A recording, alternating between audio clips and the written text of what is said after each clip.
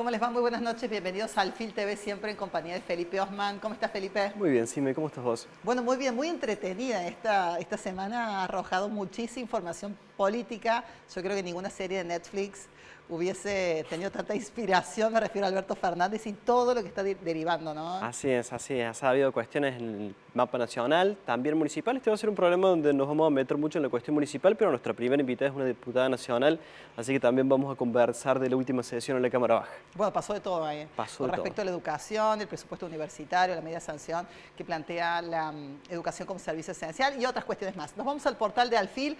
¿Cuáles son los temas más importantes? Viene Caputo, está en Córdoba, sonrisas del Círculo Rojo y facturas de la política. Un Salsore que no estuvo en la Bolsa de Comercio, sí después lo recibió en el panel. Así es. Carta orgánica, la oposición desconfía, para juez es un curro del PJ. Bueno, sabemos que el juez tiene esa clase de declaraciones filosas. Y por otro lado, UPC aceptará la oferta, próximo round, la elección de delegados. Y ya tenemos a nuestra primera invitada, la diputada nacional, Laura Rodríguez Machado, amiga de la casa, pues siempre se prende a conversar con nosotros. Cuando regreso y, bueno, ahora descansé de una sesión de más de 25 horas, bueno, así ¿cómo que fue? ya me recuperé.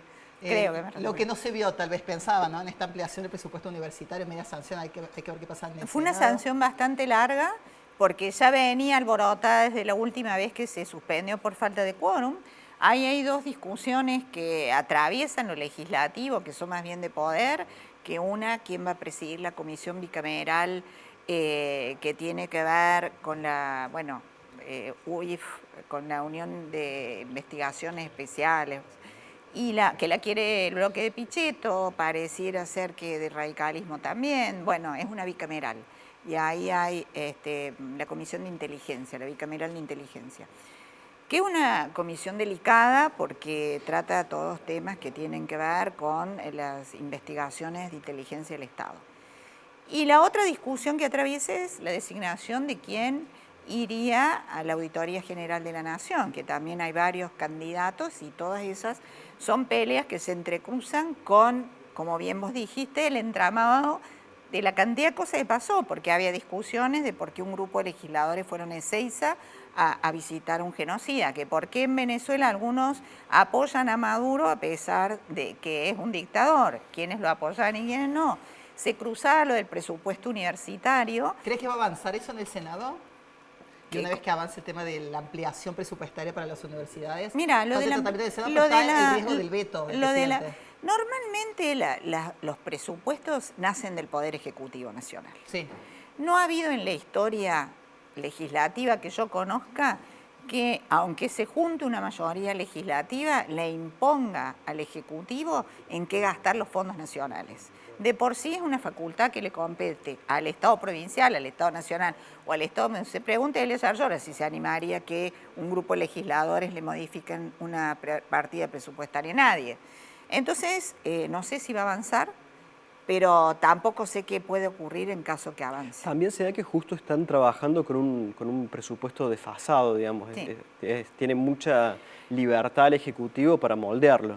Sí. Nadie discute de lo apropiado que es la decisión de hablar de los sueldos docentes. Tampoco nadie discute de en qué se gastan los fondos nacionales que van a las universidades. Si todos van a las partidas de sueldo o hay gastos extras, que es las llamadas auditorías en universidades, que es algo que también está en el mismo proyecto, porque hay 1000 versiones que se gastan para otras cosas que no son los sueldos.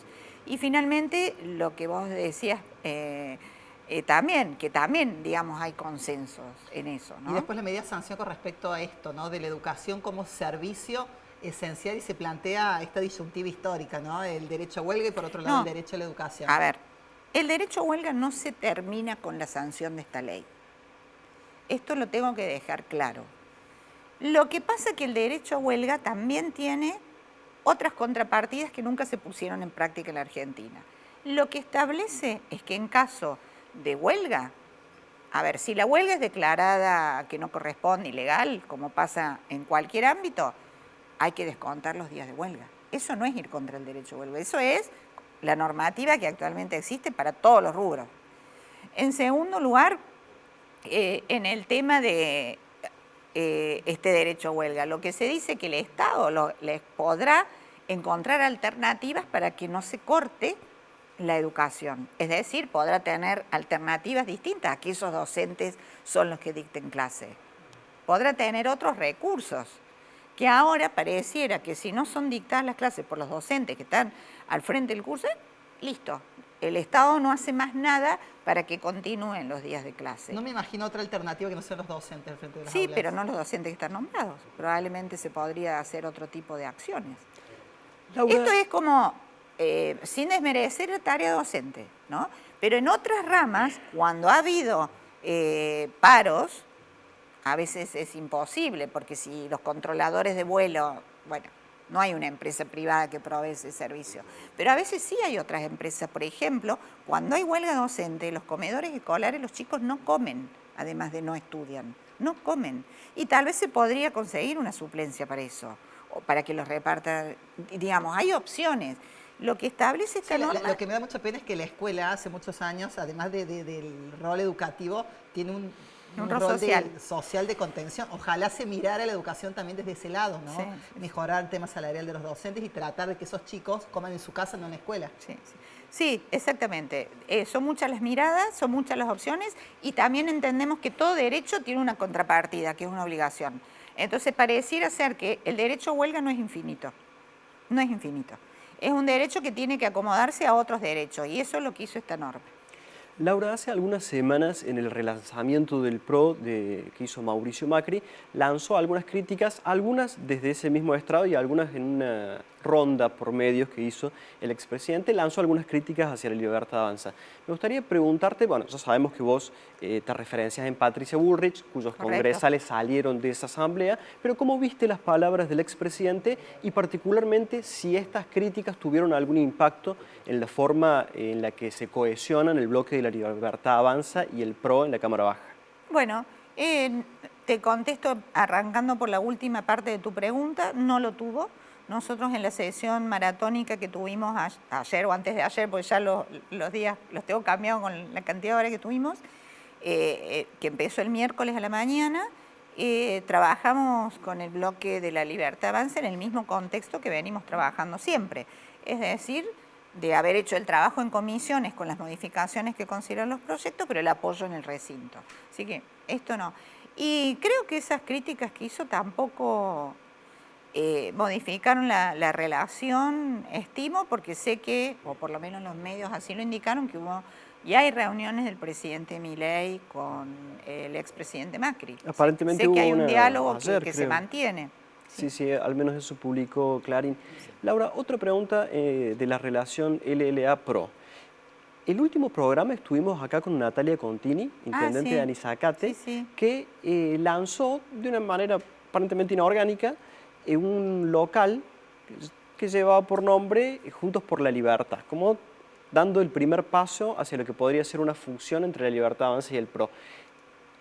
¿Qué opinión te merece? Bueno, los primeros pasos hacia cualquier decisión son orgánicos, ¿no? Es decir, las asambleas de los partidos, las autoridades de los partidos son quienes se comunican y empiezan a trabajar en ese sentido.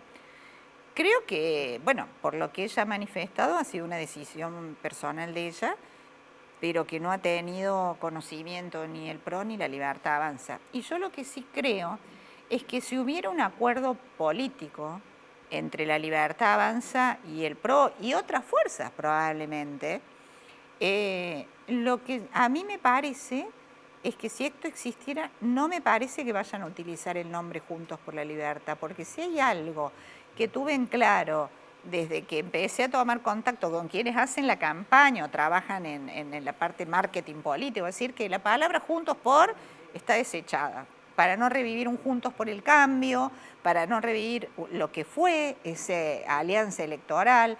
Así que me parece que la palabra Juntos por la Libertad o esa frase no la veo como que vaya a ser el día de mañana ser utilizada. Desde tu perspectiva, Laura, te consulto, ¿puede haber una alianza entre el PRO y la Libertad Avanza sin que el PRO termine absorbido por la Libertad Avanza, teniendo en cuenta que es un momento de mucha popularidad para el presidente Javier Milei y una fuerza muy ascendente en el espectro político argentino? Mira, esta discusión se planteó también cuando se compuso Juntos por el Cambio. los partidos políticos, primero, el PRO siempre ha ido en temas electorales nacionales nacionales en términos de alianza o frente electoral, siempre. Esa vez el radicalismo y las otras fuerzas planteaban lo mismo en relación a la figura de Macri. El radicalismo decía no queremos permitir o la coalición cívica que el PRO nos absorba. Y finalmente no ocurrió porque cada partido marcó sus diferencias, ¿no es cierto? Sigue existiendo la coalición cívica, el Frente Cívico en Córdoba, es decir, sobrevivieron a lo que muchos agoreros decían que iba a pasar. Yo en este caso también creo que eso va a pasar. Más allá que los apoyos electorales son siempre circunstanciales en la política. Hoy el PRO tiene un determinado electorado que apostó a Milei poniendo sus votos en el balotaje. Hay que ver qué pasa a futuro, si ese electorado se mantiene, no se mantiene, no es matemático, va a depender de la suerte, de la política, de los pasos que dé la gestión de gobierno, de los pasos que dé el PRO también con los dirigentes, que sume como potenciales dirigentes. Es decir, es imposible a tantos meses de una elección nacional de medio término definir cómo va a ser. Es más, yo te diría que va a haber acuerdos políticos, pero la modalidad de ese acuerdo, si es una alianza, un frente, un acuerdo de mezclar listas, no lo sabemos. Laura, sin lugar a dudas, Alberto Fernández como sujeto político me parece que está terminado. ¿Cuál consideras que es el impacto hacia el PJ y hacia el kirchnerismo de toda esta situación actual? ¿Hasta dónde crees que va a llegar la consecuencia negativa, ¿no?, de todo lo que está ocurriendo hoy?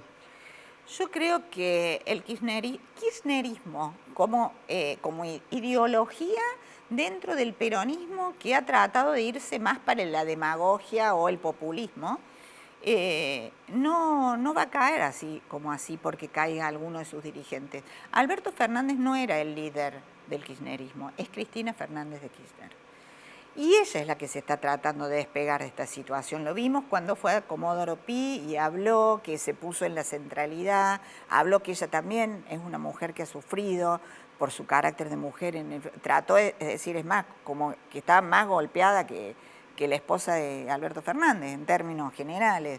O sea que creo que es muy rápida la expresidenta y está tratando de recuperar esa centralidad que nunca tuvo Alberto Fernández, que si bien esta cuestión creo que los perjudica, pero no es la caída del líder del kirchnerismo. Era de uno que eligió Cristina para que por un tiempo representara y gobernara. Si fuesen hoy las legislativas, ¿considerás que el oficialismo saca ventaja de toda esta situación? Yo creo que si hoy fueran las elecciones de medio término, Milei arrasa, sobre todo en Córdoba. Y lo digo porque hay una sola discurso que él tiene que decir para que la gente lo vote. Necesito mayorías en el Congreso para que no me sigan coartando la posibilidad de avanzar con las leyes que necesito para hacer lo que ustedes me pidieron con el voto. Con que Milei pide el voto y que cambie la matemática de la cantidad de legisladores que le responden, porque está claro que le viven poniendo trabas, que no le dan quórum, que no le aprueban las cosas en comisión, que cuando entran las leyes no las tratan, no las aprueban. Todo es traba, traba, traba. Cuando pida legisladores que no traben el Congreso, la gente lo va a votar. Laura, en el 2025, si no me equivoco, vence tu banca en la Cámara de Diputados. Sí. ¿Tenés interés en repetir en esa banca? ¿Esperás una invitación a sumarte a los esquemas de gobierno del Gobierno Nacional? Mira, yo la verdad que nunca espero invitaciones, salvo a comer, pero bueno, el resto, digo por el rol tan preponderante que tiene Patricia Bullrich. No, yo lo que creo que voy a estar en el lugar donde avanzar hacia el camino de la libertad para la Argentina me sirva. ¿Es una respuesta genérica? Sí. Sí, por supuesto que el rol que tengo en el Congreso me encanta, estoy avanzando un montón con las leyes de seguridad, hemos avanzado con leyes como la de ampliar el registro de datos genéticos, que es para buscar a violadores y tener sus antecedentes genéticos para... Era una ampliación, ¿verdad? Existe un banco de datos, un registro de datos genéticos, es distinto el banco de datos genéticos que fundó Alfonsín para buscar a hijos o nietos desaparecidos. Este banco lo que hace es encontrar ADN para cuando en lugar del hecho existan restos de ADN de posibles autores de delitos sexuales, ahora se amplía, podamos tener nosotros un banco de datos para contrarrestar y si machea, identificarlo. Bien, Laura Rodríguez Hice Machado. una síntesis. Muy porque bien. ahí te salud. Perfecta. Gracias por acompañarnos, como siempre. De Fue súper nada. amable. Buenas noches. Muy amable. Bueno, estamos en Alfil TV, ya está posicionado nuestro próximo invitado para dar cuenta de esta iniciativa del municipio, del intendente Daniel Pacerini, de esta suerte de descentralización política, ¿no? Así es, vamos a estar conversando en el próximo bloque con Juan Domingo Viola, secretario de Participación Ciudadana de la Municipalidad. Nos vamos al corte, ya venimos.